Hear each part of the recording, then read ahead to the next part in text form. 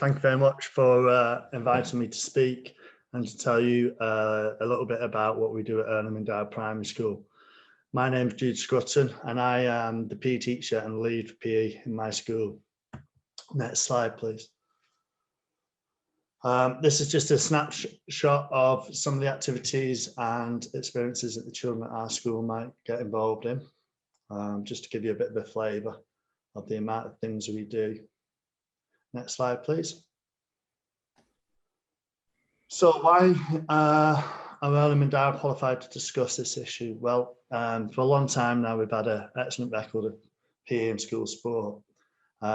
We have had awards that have gone along with this, with one of them being the AFBA Award of Distinction, the Association for Physical Education, in 2013, 2017, and again this year in 2020. And we were the first school to achieve the award and to be awarded it 3 times. Along with that, we're a Youth Sports Trust Gold and Platinum Kite Mark School since its inception in 2012. And we've also been the Salford School of the Year for our PE provision in 2014 and 2017. So this is proof that we are a leading school both locally and nationally. So thank you. Okay, next slide, please. PE at our school, what makes our PE so strong? First and foremost, and Dean alluded to this, is it's driven by a specialist PE teacher, which is myself, pictured there with some of the children at my school. That wouldn't happen without the support of the head teacher and the senior leadership team, and that shows the proper investment that PE has at our school and the profile it has at our school. And along with that, there's a clear vision of what we want for our children. And we know we're doing the right thing, and this snippet illustrates that quite well. That's a snippet from the activity survey, this lifestyle survey that schools have been doing for the last few years. Next slide, please. So the first thing that we got right as soon as I got the job that I do was to fully map our PE curriculum. And this had to be suited to the needs of our children. I latched on to the Youth Sports Trust way of teaching PE, which is looking at a 4-strand way of approach for teaching PE school curriculum. This is the physical side, the social side, the healthy side, and the thinking side. And what this allows is for your PE curriculum not to just focus on the skills and the physical part of PE, but actually make that curriculum right for the children and the cohorts that you have. So that was hugely beneficial and one of the biggest impacts in terms of the curriculum we have at our school. Next slide, please. Running alongside that, we introduced the Sports Council to help map the curriculum and our extracurriculum offer.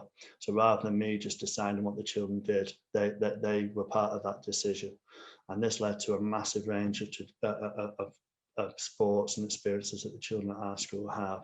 We do all the traditional sports that you would expect in primary school to do, but we do a lot of lesser known sports. Things like Quidditch, water polo, which you certainly wouldn't expect a Salford primary school to do, along with other things as well. But I did want to make a word of caution at this point. This is becoming harder and harder to do every year, and that is due to the school funding as a whole and the constraints on the senior leadership team and the head teachers. And sports premium is effectively just a plaster over that funding. So yeah, I just wanted to make that point at this stage. If you could go on to the next slide, please. Another big part of our success as a school is the involvement in the school sports partnership in Salford. And this is run by Dean and Elaine, and they hold events for all the children at our school, be it the ultra competitive children, the children who value sport massively in terms of the whole skills sets that sport brings, and also the non-participant. And this means that there is an event for all of our children, no matter what abilities they have. The biggest reason that Salford have so much going on is this partnership in Salford that they run. And Earnham and Dowd and Dean will attest to this, participate in absolutely everything. And the reason we're able to do that is those minibuses there that we've got, which is PTA funded. They allow us to do absolutely everything, and we are proud to use on that as well. Next slide, please. In terms of the inter sports that we do, we still strive for the old 5-hour offer. We encourage all of our children to achieve the 60 minutes of physical activity a day. We've introduced things that you've heard about already, the Daily Mail. We have active play times, after school activities, catering for everyone. I've got a figure there, 21% of children. That's a figure that I have at my school of the children who aren't achieving 30 minutes of physical activity in our school time at the moment. So they're the sort of activities that try and hit those children. I've already talked about Sports Council and how they've driven change in our school. They actually brought water polo. They loved water polo so much that they wanted it as part of their curriculum. So year 5s actually get a term of water polo as part of their PE curriculum. So every child at our school will leave having a body of lessons in water polo. Football, gymnastics and dance happens for all our children from reception to year 6 as an extracurricular activity. We also have a lot of unique days where we take the children out in our minibuses to high interest places like National Cycling Centre, which you can see in the picture at the bottom right. We have hourly sessions with skates and skateboards and scooters that allow interest in rigorous activity-based play above what the Daily Mail and things like that. We've also acquired 10 outdoor table tennis tables, and most recently we've installed a 540-metre squared all-weather mugger pitch, which is in the bottom left corner, and that's a fabulous resource which enables us to have a place. If you think about a primary school, most PE classrooms are shared with dining room, dinners, lunches, and Christmas plays, and that mugger doesn't need to be shared. Its predominant use is PE and physical activity. Next slide, please. Next slide. Thank you. This is the biggest impact at our school. It was something that the head teacher and I wanted to do as a reward for the children that were continually going out to participate in in competitions and festivals. We introduced it in 2009, and you got an invite if you'd represented the school in a competition. It's now in its 11th year, and if you got an invite, it meant you came back to our school in the evening with your family, had a 3-course meal, inspirational address by a sporting celebrity, and you received an individual trophy with all the sports that you may have participated in, and there were special awards as well for that awarded physical skill, but as well as the core Olympic type values and the improvement of participation as well. And your name might be on one of those plaques in our school for eternity, and that's the idea of that. Now, there's been a real journey with that. With the very first year in 2009, there were 30 children that were awarded an invite to that dinner, and it became the big highlight of the year for all our Key Stage 2 children who wanted to come to that event.